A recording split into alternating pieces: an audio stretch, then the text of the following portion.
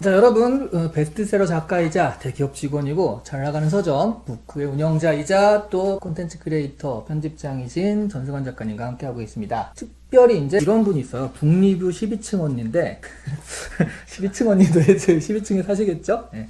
오 전승환 작가님이 부크 사장님이셨군요. 부크를 평소에 좋아하는데 갑자기 책을 읽어보고 싶어졌네요. 오 정말 대단하시다. 네. 이거는 사장님은 아니고요. 네, 물음이 아닌데요. 그냥 감탄인데요. 네. 네, 대표 큐레이터죠. 네. 네.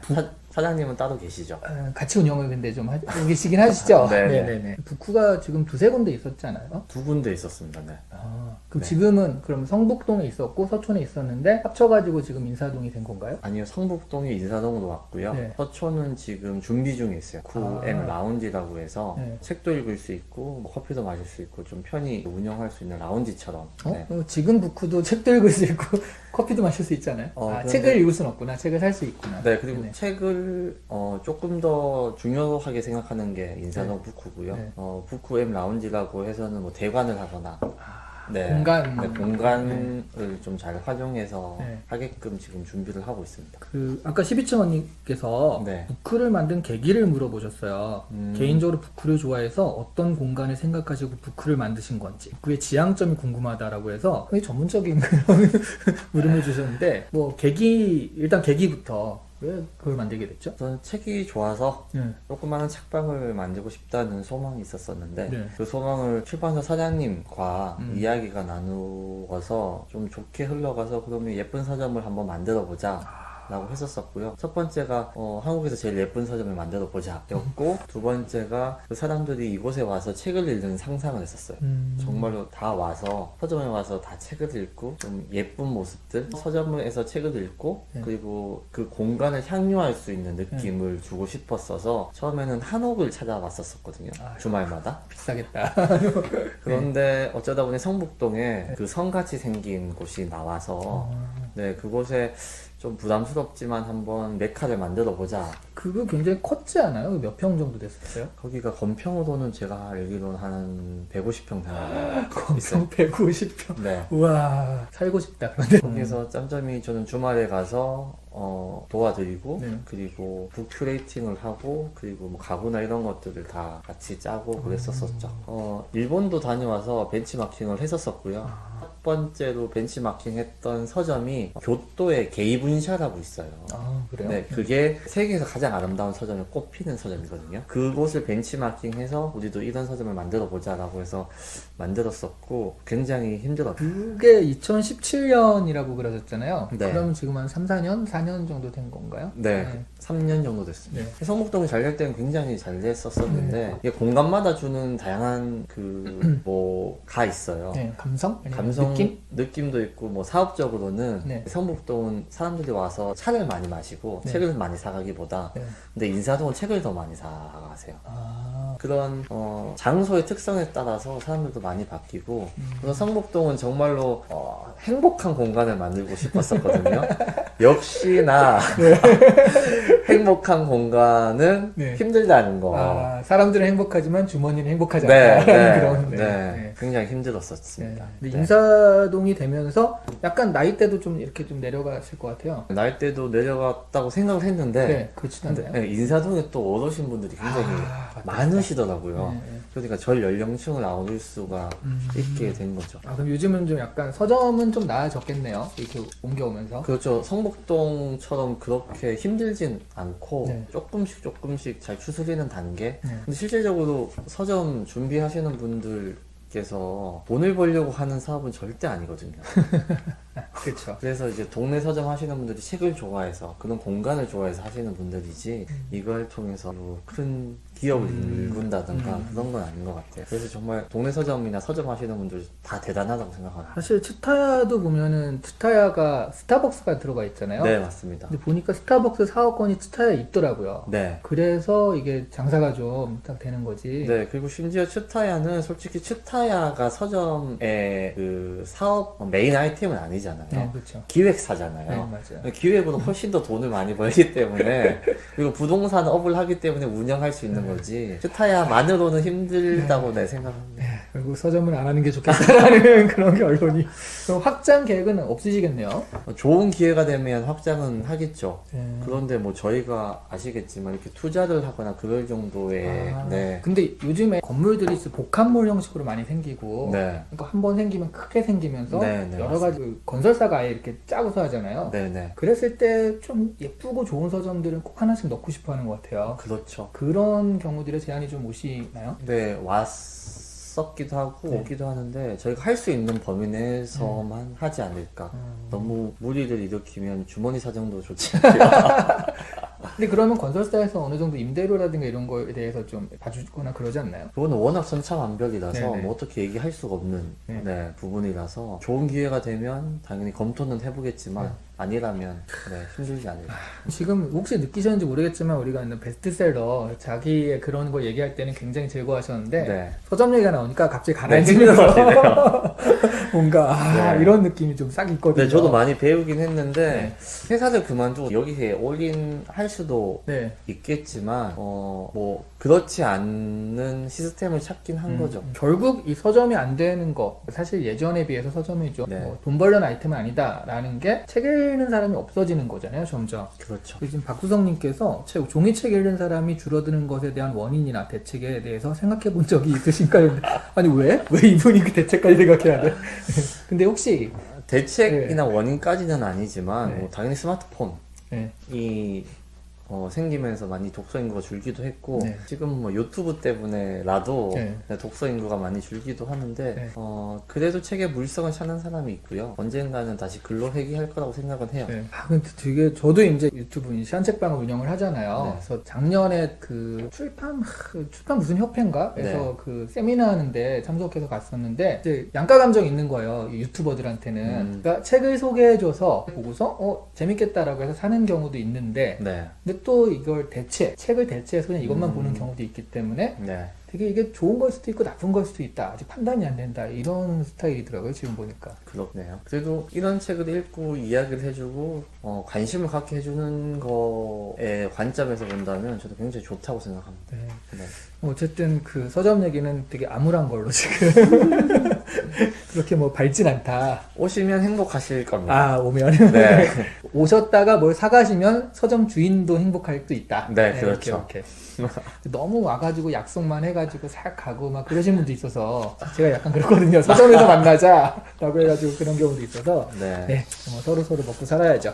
자, 그 아티즘이란 분이 매력 넘치세요. 이렇게 한마디 적었어요. 어떤 제가 점이, 아니겠죠? 어떤 점이 그런지 한번 물어봐야 될 것 같은데. 제가 아니겠죠? 네. 일단 네. 제가 알기로는 그 인터뷰도 지금 찾아보고 그러니까 네. 공대생이었다라고 네, 하는데 기계공학과 나왔어요. 공대생이었다가 아니죠. 공대생인 거죠. 네, 그리고 공대생이죠. 나와가지고 네. 어쩌다가 이렇게 그러면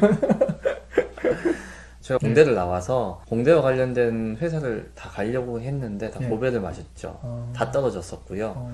그래서 전혀 다른 일들을 했었었죠. 지금도 하고 있고 기술 영업직을 하고 있는데 뭐 기계와 연관되어 있다면 그럴 수 있겠지만 학교에서 배운 것들이 크게 쓸모가 없는 직업군도 많다고 느꼈어요. 네. 지금 저희 회사에 다니는 직장 동료분들도 본인의 대학교 전공을 살려서 일하시는 분들이 많이 없거든요. 네. 그리고 순환보직이라고 해서 이거 배우다가 또 저거 갈 네, 수도 있고 그렇죠. 저렇기 때문에 일머리와 공부머리는 조금 다를 수도 있겠다 생각을 한 거죠. 근데 이제 이렇게 물어봐야 돼요. 지금 보면 공대생이었는데 어쩌다가 작가 해가지고 이런 문과적인 일을 하게 됐느냐 라기보다는 네. 제가 이제 여태까지 살면서 느낀 거는 그렇게 회귀하게 돼요. 그러니까 원래 문과적인 성향이 있고 뭐 책 읽고 이러고 좋아하는 사람들은 공대생이어도 이렇게 회귀하게 되는 경우가 있거든요. 네. 그래서 차라리 어쩌다가 공대에 가게 됐느냐 이렇게 아. 물어보는 게 맞지 않을까 싶기도 해요. 되게 신선한 이야기인데 네. 취업 때문에 갔죠. 아, 네. 역시. 그때 공대 기계공학이 정말 취업이 잘 된다고 얘기가 그렇죠. 나왔을 때고 제가 대학을 올라갈 무렵에는 너라도 취업한다 라는 때였어요. 기계공학과, 전자공학과, 전기공학과, 컴퓨터공학과 뭐 이런 것들. 네, 왜냐면 그때가 그 2008년 전, 네. 2007년, 2006년도에 졸업하신 선배님들이 다 좀 수월하게 갔던 지금보다 훨씬 수월하게 갔죠. 네, 그걸 봤을 때는 다 취업 잘 하시더라고요. 근데 아니더라고요. 저 이때부터. 그래서 공대를 갔는데 네. 공대가 배반을 때려서 갑자기 네.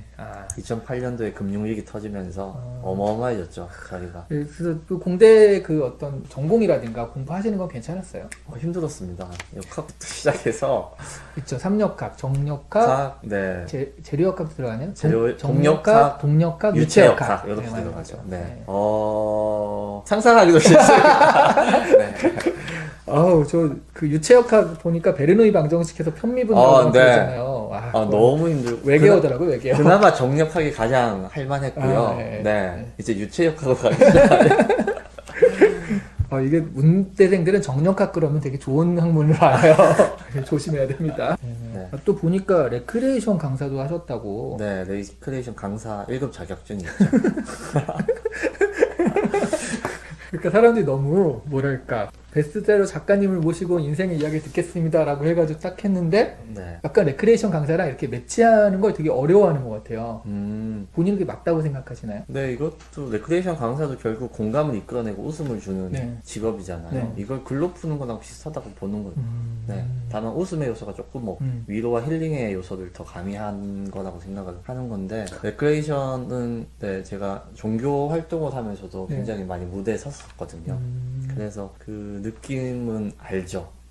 그리고 인기는 한순간이라는 거 알고. 산 넘고 물 건너 바다 건너서 3명 막 이런 거. 네, 막 이야. 다양하게 했었었는데 정말 그 무대 위에서 그렇게 막 환호성을 받고 하다가 네. 내려왔을 때 그 공허함 엄청나거든요. 근데 전 젊을 때 깨달은 것 같아가지고 네. 다행입니다. 지금 공대생이 작가가 되기도 하고 레크레이션 강사인데 또 힐링 에세이도 쓰고 네. 인생의 반전인데 네. 자신이 생각하기에 자신의 최고의 반전, 나는 이런 반전 있는 남자다, 그런 게 혹시 있을까요? 아니면 겉보기 그대로일까요? 네, 반전 있는 삶을 살진 않은 것 같아요. 제가 뭐 어떤 걸 계획하고 이걸 이루어야지라고 생각하고 살진 않았던 것 같고요. 그게 최고의 반전 아닐까요, 지금? 네, 무언가 하다 보니 쌓이고 쌓여가지고 네. 이것 하게 되고 저것 하게 되고 그냥 할 수 있는 주어진 것에 할 수 있는 것을 다 했다는 거. 근데 이게 왜 반전이냐면 많은 사람들이 이렇게 네. 여러 가지 것들을 하고 굉장히 성취를 해나가는 걸 보니까 저 사람은 뭔가 인생에 뚜렷한 뭐가 있다, 그러면서 계획성 있게 탁탁탁 했을 것이다. 요즘 이제 넌 다 계획이 있구나, 이 말이잖아요. 네네. 그럴 거라고 생각하는 사람이 정말 많거든요. 저 사람 지향점이 인생의 지향점이 분명할 것이다 네. 하는데, 지금 말씀하시는 건 오히려 하다 보니까 이렇게 해서 여기까지 왔다. 네, 맞습니다. 그게 진짜 반전 아니야 지금? 네, 그냥 중요한 건 예. 다른 사람들이 생각하는 시류에 휩쓸리는 건 아니었고 그냥 스스로 제 스텝을 그냥 걸음을 걸어간 거죠. 네. 근데 그 걸음이 되게 어떤 뚜렷한 주관, 뭐를 하고 싶다 이런 거라기보다는 네, 무언가의 목표성, 지향성을 두고 간 게 아니라 네. 지금 이 주어진 걸 재밌고 즐겁게 하자였죠. 욜로네요. 현재 충실하게. 네, 일종의. 네, 지금 성취감을 보자면 기준점을 낮춰서 행복감을 낮춰서 이런 걸 작은 거라도 하나 성취하다 보면 굉장히 그 하루가 기쁘고요. 네. 자존감도 올라가거든요. 그러니까 너무 거창한 걸 생각하지 말고 오늘 책 한 페이지를 읽더라도 나 이 한 페이지를 읽었으면 되게 기분이 좋은 거면 전 그건 성공한 하나라고 생각해요. 이게 쌓이고 쌓이다 보니까 계속 이렇게 잘 흘러왔던 게 아닐까 싶기도 합니다. 네. 그 야나두를 만드신 대표님이 네. 그 세바시 강연에서 그런 얘기를 한 적이 있어요. 그러니까 20몇 번을 실패를 하고 사업을, 그래서 나는 왜 이럴까 해서 누워 있었을 때 그때 자기가 생각한 게 그러니까 그러면 이제 내가 너무 실패한 인생 같잖아요. 네. 그러니까 맨날 실패하고 쫙 자존감이 낮아져 있을 때 내가 성공시킬 만한 계획을 세우자, 처음부터. 그래서 처음에 하루에 칫솔질 3번 하기, 양치질 세워. 양치질 3번 하기라든가 뭐 책 한 페이지 읽기, 이런 식으로 맞아요. 그거를 하루 해가지고 정말 이렇게 계속 쌓아 나갔는데 네, 나중에 보니까 내가 정말 할 만한 계획을 세워서 성취를 한 거잖아요. 맞아요. 그래서 성공이 이렇게 쌓이니까 여기까지 갔다. 그래서 100% 성공하는 방법이라는 그 제목으로 이렇게 강연을 하셨더라고요. 네, 정말 중요한 것 같아요. 네. 되게 공감이 많이 되고 본인이 하루의 계획을 너무 거창하게 세우지 말고 작은 거 하나라도 꼭 실천해서 음. 행복할 수 있는 것들을 찾았으면 좋겠다는 생각을 합니다.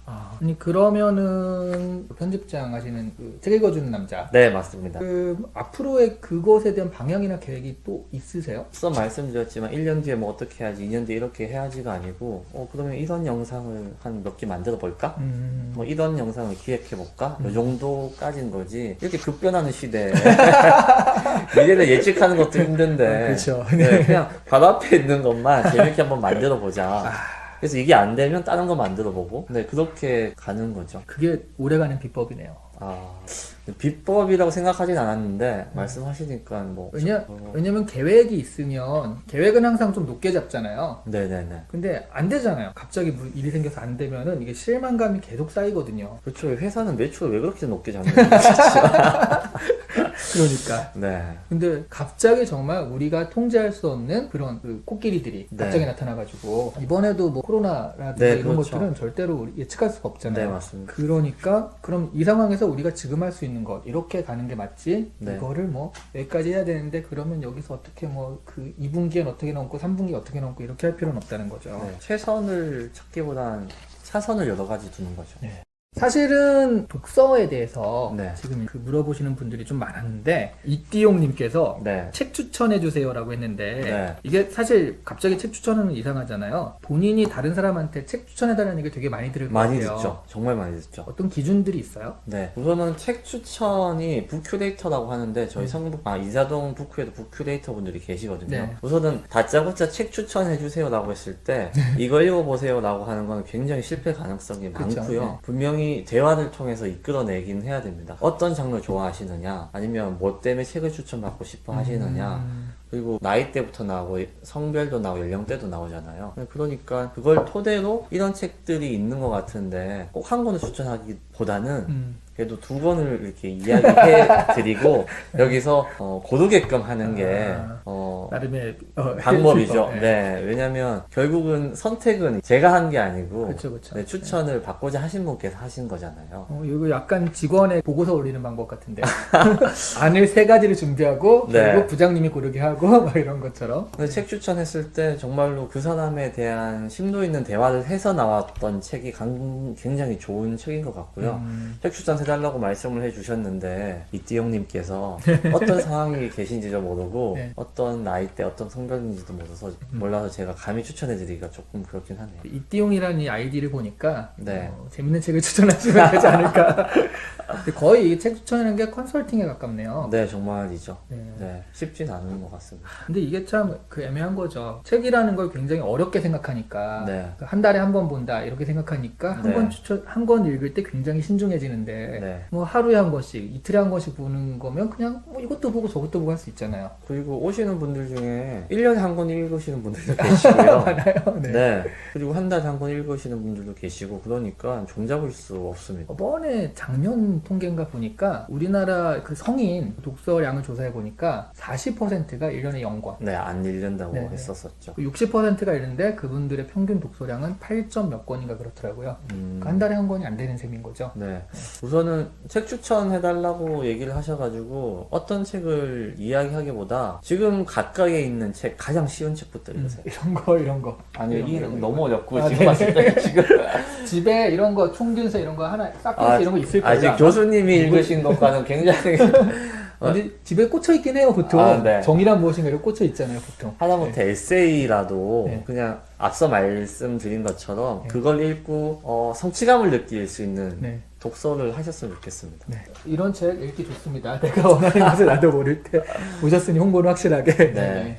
자, 그러면 저한테도 되게 많이 물어보는 게 네. 아이들한테 독서법 어떤 독서법이 좋아요라고 하면서 독서법을 많이 물어보는데 저는 네. 사실 그냥 읽는 거거든요. 네네. 혹시 독서법을 물어볼 때 얘기해 주시는 게 있으신가요?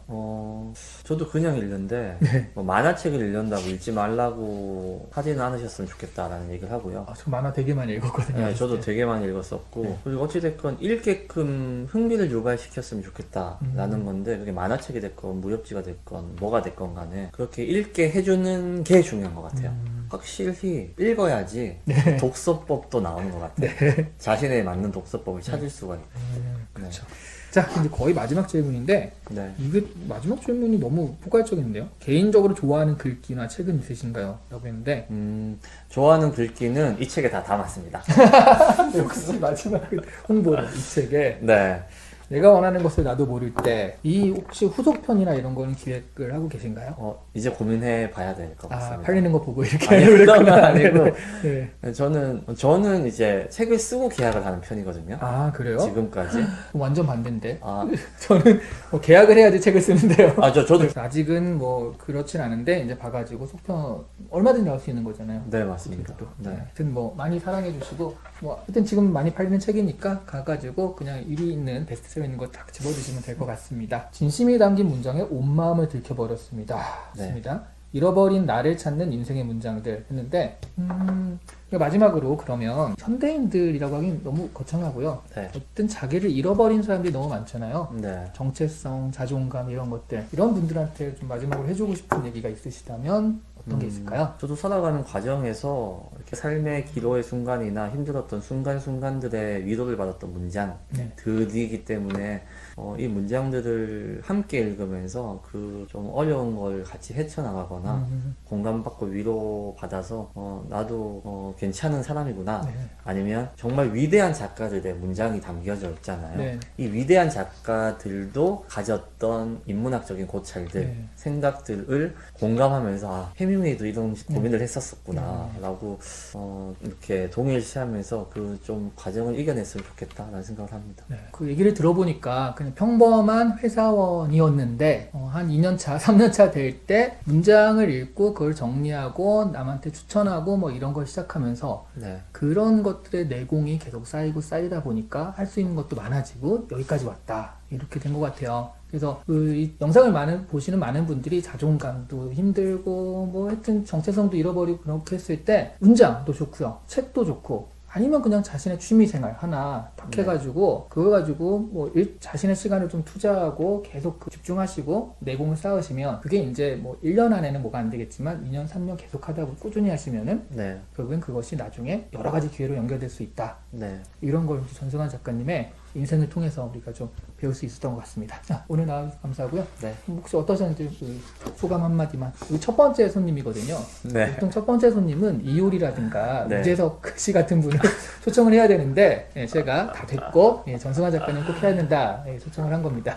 하자고 했을 때 흔쾌히 얘기하고 싶었었고요. 그냥 즐거웠던 것 같고 예쁘게 봐주세요. 감사합니다. 오늘 나와주셔서 정말 감사하고요. 네. 책 잘 되시고 이 후속편도 또 잘 되시기 바라겠습니다. 네. 감사합니다. 감사합니다. 자, 이 시간에 시터뷰 오늘 첫 번째 시간이었는데 재밌게 보셨는지 모르겠습니다. 여러분이 또 공감 많이 해주시고요. 또 공유 많이 해주시면 앞으로 2편, 3편에서 계속 찾아뵙도록 하겠습니다. 감사합니다. 네.